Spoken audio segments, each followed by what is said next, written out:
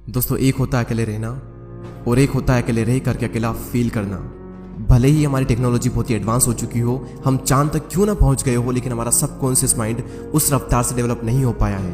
उसे आज भी यही लगता है कि जिस तरह हमारे लिए पहले ग्रुप में रहना जरूरी था, क्योंकि अगर ग्रुप में नहीं रहेंगे तो जानवरों का शिकार नहीं कर पाएंगे बल्कि खुद जानवरों का शिकार बन जाएंगे। और इसी वजह से हमारा ब्रेन आज भी अकेलेपन को डेंजर का साइन मानता है। साइंटिस्ट ने एक बार एक एक्सपेरिमेंट किया और उसमें लोगों से पूछा गया कि आप अपने नेगेटिव थॉट्स के साथ में 15 मिनट अकेले रहना पसंद करेंगे या फिर एक बिजली का झटका।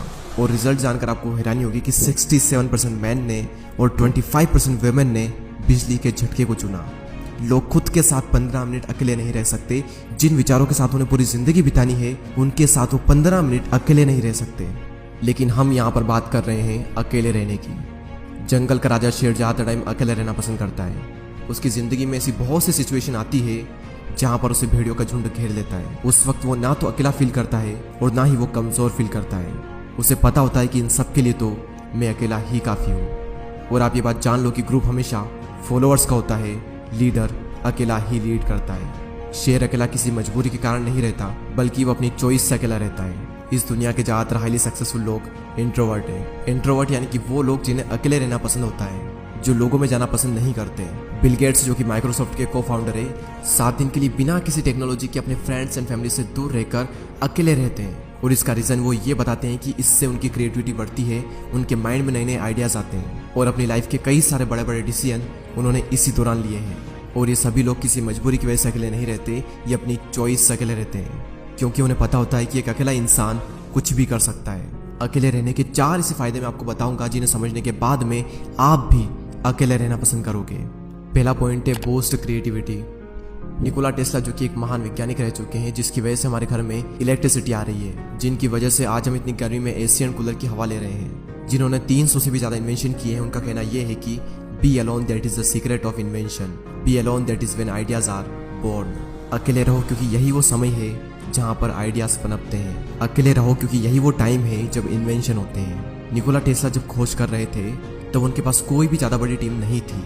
उन्होंने ज़्यादातर जो इन्वेंशन है वो अकेले रहकर अपनी लैब में किए। और रिसर्च बताती है कि जब आप अकेले होते हो और कुछ भी नहीं कर रहे होते हो, तब आपके ब्रेन के DMN यानी कि डिफॉल्ट मोड नेटवर्क में ज़्यादा एक्टिविटी होने लगती है। और इसी नेटवर्क की वजह से इंसान क्रिएटिव सोचता है, उसके ब्रेन में नए नए आइडियाज़ आते हैं। सर आइजैक न्यूटन को भी ग्रेविटी का आइडिया तब आया था जब वो अकेले एक एप्पल ट्री के नीचे बैठे थे। मेरे इस यूट्यूब चैनल पर इतनी सारी वीडियो है, इनमें से एक भी वीडियो ऐसी नहीं है जो कि मैंने किसी के साथ बैठकर बनाई हो। सारी वीडियोस के आइडिया मुझे अकेले में आए हैं और सभी वीडियो की स्क्रिप्ट मैंने अकेले बैठकर ही लिखी है। अगर मेरे साथ कोई है तो मैं कभी भी काम नहीं कर सकता। मुझे एकांत माहौल चाहिए क्रिएटिव सोचने के लिए। सेकंड पॉइंट है इंक्रीज्ड फोकस। जब आप अकेले रहोगे तो उन सभी लोगों से दूर रहोगे जो कि आपका ध्यान भटकाते हैं। आपका पूरा फोकस बस एक ही जगह पर रहेगा, आप चाह कर भी भटक नहीं सकते।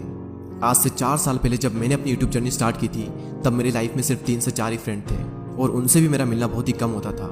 उस वक्त मैं ज़्यादातर टाइम अकेला ही रहता था और मुझे बहुत अच्छा लगता अकेले रहना, क्योंकि अकेले में मैं एक जोन में होता था।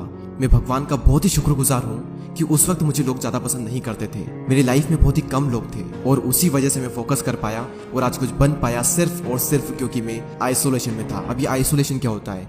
एक होता है अकेले रहना और एक होता है अकेले रह करके अकेला फील करना। अकेले फील करना यानी कि लोनलीनेस, अकेलापन। इसके लिए आपकी लाइफ में 1 से 2 लोग होने चाहिए, कुछ खास लोग जिनसे आप टाइम टू टाइम मिल लें, अपने दिल की बातें शेयर कर लें और उसके बाद फिर ख़त्म। और एक होता है अकेले रहना यानी कि आइसोलेशन, जहाँ पर आपका focus, creativity and productivity next level पर होती है। आइडियाज़ आते हैं, हम ग्रो करते हैं, अपनी क्षमताओं का पूरा इस्तेमाल करते हैं। और यही हुआ मेरे साथ जब मैं आइसोलेशन में चला गया। तीसरा सबसे बड़ा फ़ायदा सेल्फ अवेयरनेस। आप खुद को जान पाते हो। दोस्तों, एक बार मैं खाना खाने के बाद वॉक पर जा रहा था। रास्ता काफ़ी लंबा था, आधा रास्ता बीत गया। उसके बाद मैंने अपने एक फ्रेंड को कॉल किया और जब मैंने कॉल किया, जब मैं बातों में लग गया, मुझे पता ही नहीं चला कि कब रास्ता ख़त्म हो गया और कब मैं रिटर्न घर पर आ गया। यानी कि अगर हम किसी के साथ में तो हमारा कितना ही टाइम निकल जाता है हमें पता भी नहीं चलता। बड़े बड़े रास्ते छोटे पड़ जाते हैं अगर हम किसी के साथ में होते हैं तो। लेकिन जब हम अकेले होते हैं तो वही समय, वही रास्ता थोड़ा लंबा लगता है और हम अपने बारे में ज़्यादा सोच पाते हैं। सेल्फ अवेयरनेस के लिए, खुद को जानने के लिए अकेले रहना बहुत ज़रूरी है। और अगर आपको ये लगता है कि आप सेल्फ अवेयर हो, आप खुद को बहुत ही अच्छे तरीके से जानते हो, तो आप सभी लोग ये बात जान लो कि 5000 ऐसे लोग थे जिनको ये लगता था कि वो सेल्फ अवेयर हैं, लेकिन जब उनका सेल्फ अवेयरनेस का टेस्ट किया गया तो उनमें से सिर्फ 10 से 15% ऐसे लोग थे जो कि सेल्फ अवेयर थे। जिन्हें अपना पेशेंट पता था, जिन्हें अपनी स्ट्रेंथ पता थी, जिन्हें अपनी वीकनेसेस पता थी। बाकी लोगों के अंदर सारी चीज़ें हैं लेकिन उन्हें पता कुछ भी नहीं है। तो अकेले समय बिताओ और खुद को जानो, क्योंकि जो पूरी दुनिया को जानने में लगा रहता है वो किसी को भी नहीं जान पाता, लेकिन जो खुद को जान लेता है वो सभी को जान लेता है। नेक्स्ट पॉइंट यहाँ पर आता है मास्टर योर इमोशन। यहाँ पर फिर से वही बात आती है कि जो इंसान अपने इमोशंस को समझ लेता है वो पूरी दुनिया के इमोशंस को समझ लेगा। Royal Enfield, Mountain Dew, Maggi और ऐसी और भी कई सारी कंपनी के आपने एडवर्टाइजमेंट जरूर देखे होंगे। ये सभी कंपनी जब भी ऐड करती है तो ये कभी भी अपने प्रोडक्ट के बारे में बात नहीं करती है। वो ये नहीं बताती कि इनके अंदर क्या क्या इंग्रेडिएंट्स है, क्या क्या स्पेसिफिकेशन है, इसका टेस्ट कैसा है।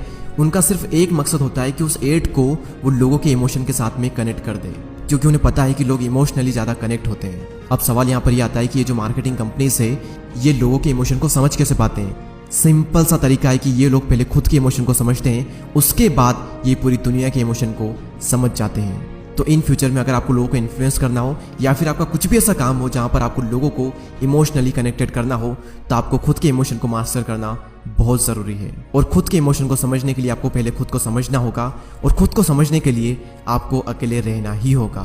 तो इसीलिए अकेले रहें, एकांत में रहें और अपनी पूरी आत्मा एक काम में डाल दो। एक दिन लोग आपसे मिलने को तरस जाएंगे। दोस्तों इस वीडियो में इतना ही। अगर आपको ये वीडियो अच्छी लगती है तो लाइक करें एंड चैनल को सब्सक्राइब करके बेल आइकन को प्रेस करें। मैं आपसे मिलूंगा अगले वीडियो में, तब तक के लिए जय हिंद, जय भारत।